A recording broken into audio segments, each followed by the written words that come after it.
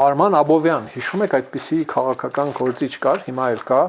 Բարգավաճ Հայաստան կուսակցության հաղորդումներ էր վարում, ռադիո, հեռուստատեսային, լավ էր անում իր իրավունքն է եւ այլն, Ահասար Սուր կամ բանը շատ գրավիչ հայտարարություն է արել Ռուսաստանի Դաշնության եւ Հայաստանի Հանրապետության շահերը համընկնում են, մեղմ ասած, հա, ձևակերպումը։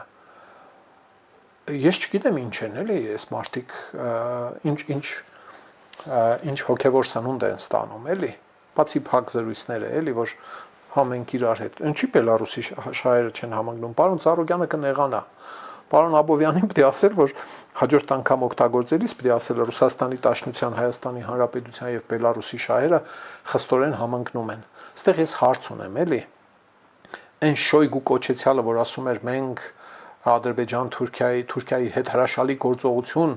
իրականացրեցինք, այդտեղ էր համընկնում, հա, երևի շահերը։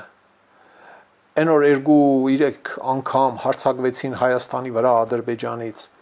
Ռուսաստանի Դաշնության,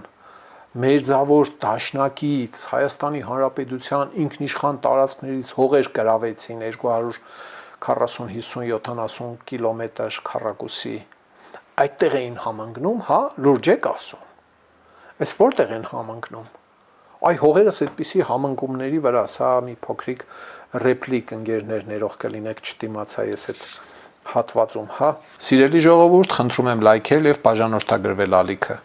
Դրանով դուք կնպաստեք, որ հաղորդումներն ավելի շատ մարդ տեսնի։